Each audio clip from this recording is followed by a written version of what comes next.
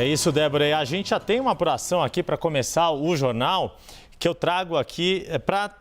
como é que impacta esta vitória de Donald Trump aqui no Brasil, mas em especial no partido do presidente Luiz Inácio Lula da Silva. O quanto isso reforça dentro do PT os debates sobre os rumos do partido para essa segunda metade da gestão de Lula à frente do Palácio do Planalto e para o próprio posicionamento do PT. Vale lembrar, em junho do ano que vem vai ser concluído o processo eleitoral direto do PT, o chamado PED, em que vão ser escolhidos os novos dirigentes, inclusive quem vai suceder a atual presidente do partido, Gleisi Hoffmann. E agora, em dezembro, no começo do mês, vai haver um grande seminário organizado pela Fundação Perseu Abramo, que é o braço teórico, digamos assim, o centro de estudos do PT, e uma parte dessas reuniões já vem acontecendo. Na semana passada, já houve uma primeira reunião preparatória para esse grande seminário, em que foram discutidas tanto o resultado das eleições municipais, naturalmente, se o desempenho do PT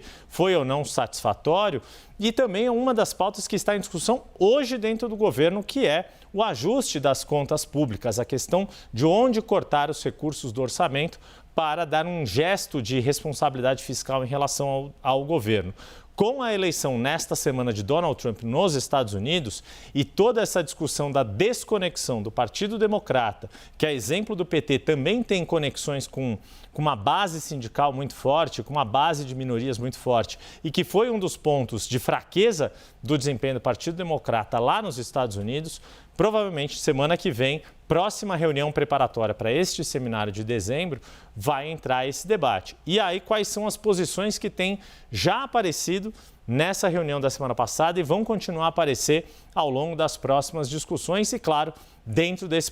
processo de disputa pelo comando do partido no ano que vem. Se o PT deve se posicionar, fazer a disputa política mais à esquerda, ainda que mantenha laços e alianças com partidos do centro, mas deixando claro que as bandeiras do PT têm que estar conectadas com os movimentos sociais, com as bases sindicais, a despeito das mudanças no mundo do trabalho, ou se o partido deve fazer um movimento de fato para mais ao centro. O que defensores da atual gestão de Gleisi Hoffmann avaliam? Muitos dos gestos do centro já têm sido feitos desde o auge da Lava Jato, quando o partido começou a entrar numa situação mais difícil de desempenho eleitoral, que culminou em 2020 em ficar sem nenhuma capital de cidades, por exemplo, capital nas eleições municipais, o que só recuperou agora, vencendo apenas em Fortaleza e vencendo por uma margem mínima de 11 mil votos naquela cidade, ou se deve fazer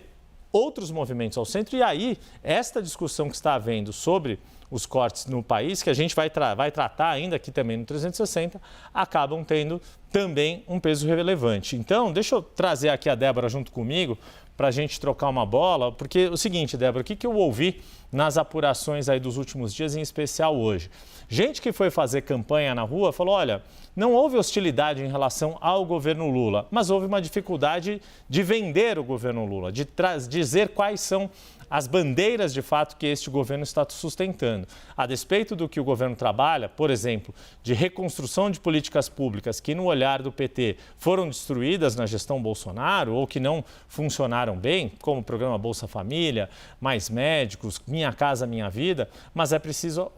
apresentar outras coisas. É preciso fazer a conexão de que as políticas adotadas pelo partido no governo têm efeito na vida real das pessoas. Para não acontecer o que aconteceu com Joe Biden, que a despeito dos números positivos da economia, a percepção de bem-estar da população não houve essa conexão direta e o Partido Democrata teve um desempenho bem abaixo do que eles próprios esperavam, tomando o choque que eles tomaram, como nossa equipe de cobertura lá nos Estados Unidos retratou.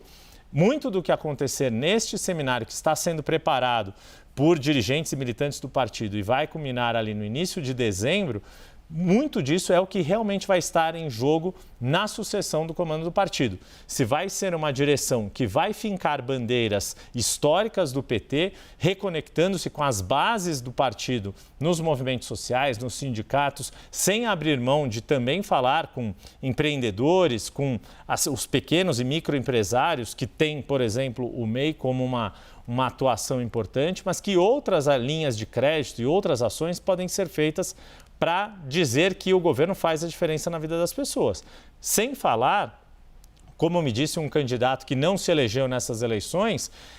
perder um certo pudor de fazer a comunicação do jeito que a oposição faz, de uma forma mais direta, mais ágil, muitas vezes de forma até distorcida da realidade, mas que tem efeito prático e que o campo da esquerda precisa aprender a fazer esse diálogo também, de novo a comunicação sendo colocada, mas que sem política não há comunicação que resista, Débora.